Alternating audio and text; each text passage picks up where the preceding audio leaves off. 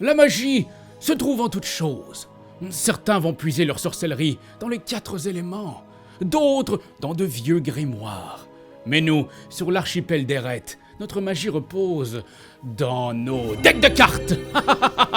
Allez, zou magie. Ce soir, les decks clasheront jusqu'à la mort.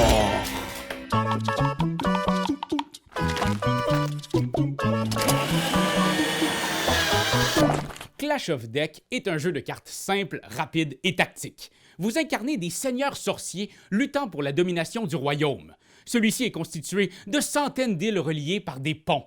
Vous devrez invoquer des créatures et déchaîner les forces du cosmos pour venir à bout des fortifications de votre adversaire. Le premier joueur qui réussit à détruire complètement le fort de son ennemi remporte la partie. Il peut alors se repaître du deck de son adversaire pour assimiler sa force et son honneur. Ou pas, ça dépend de votre tradition et de votre faim. Mise en place! Pour le bien de cette vidéo, on va vous présenter le mode 2 joueurs. Sachez cependant qu'il existe un mode solo et que d'autres modes de jeu, coopératifs, par équipe, chacun pour soi, Legacy, seront disponibles très bientôt. Commencez par placer les 2 cartes pont au centre de la table entre les 2 joueurs. Ensuite, choisissez votre deck. Pour vos premières parties, on vous suggère de choisir un des decks préconstruits. Vous trouverez la liste des cartes contenues dans chaque deck préconstruit à l'intérieur du livret. Je prends alors toutes les cartes de ce deck en main. Par exemple, deck 1 contient les cartes Annihilation, Boom, Partisan, Brut, Baron, Revenant, Carapace et Troll. Ah! Une belle équipe, ça! Un brin éclectique. Elle me rappelle un peu ma belle famille. Alors, mélangez toutes les cartes du deck choisi et placez-les dans un ordre aléatoire dans votre main. Dans ce jeu, l'ordre des cartes en main, c'est super important. Ajoutez ensuite une carte Bastion à l'extrême gauche de votre main, côté Bastion vers le haut. Déterminez un premier joueur au hasard en lançant une pièce, par exemple. Que les dieux du deck te soient favorables, mon ami. Oh boy. Mais que le clash des decks commence! Ouch! Aïe aïe aïe. Oh! Un vrai clown.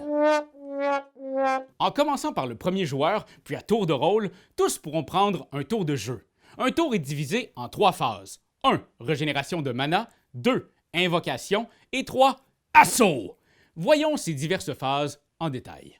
Mana! Ah, ça c'est super simple, vous allez voir. Le joueur actif gagne autant de mana qu'il a de cartes en main, incluant la carte Bastion. Le mana, c'est la ressource que tous vont pouvoir dépenser pour jouer des cartes lors de la prochaine phase. Notez qu'exceptionnellement pour le premier tour de jeu du premier joueur, celui-ci ne dispose que de 6 mana. Il commence, c'est un avantage. Invocation. C'est maintenant qu'on dépense la mana pour jouer des cartes. Un joueur ne peut jouer que les 4 cartes les plus à gauche de sa main, sans prendre en compte la carte Bastion fort. Le coût est indiqué en haut à gauche des cartes. Vous pouvez jouer plusieurs cartes et la mana non dépensée ce tour-ci est malheureusement perdue. Bon, par exemple, moi ce tour-ci, j'aurais 1, 2, 3, 4, 5, 6, 7, 8, 9 mana à dépenser. Je choisis donc de jouer ces 2 cartes. Les cartes jouées sont déployées dans l'espace de jeu de votre côté du pont. C'est vous qui choisissez devant quel pont votre créature apparaîtra.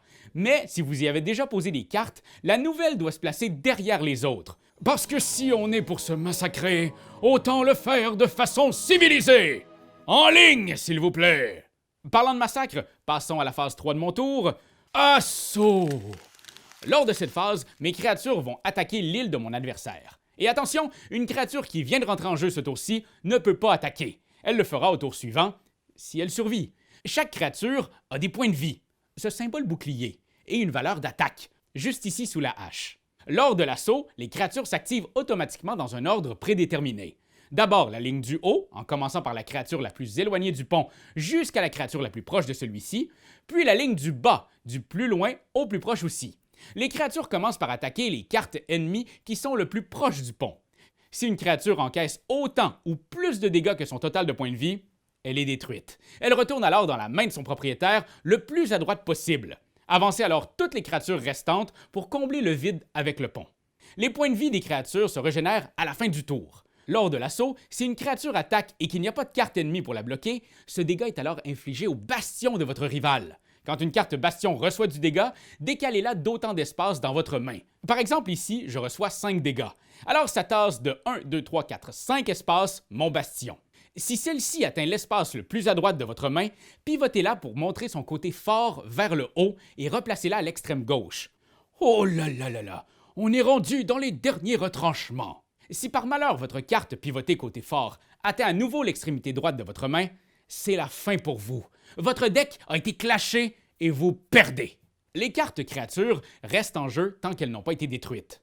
Et vous allez voir que certaines d'entre elles portent des symboles. Ce sont des pouvoirs uniques à cette unité qui lui permettent de briser certaines règles du jeu ou de réaliser des combos vraiment cool. Par exemple, une créature avec le symbole Rage peut attaquer une créature ennemie le tour même où elle est entrée en jeu. Il y a aussi les créatures Sprint.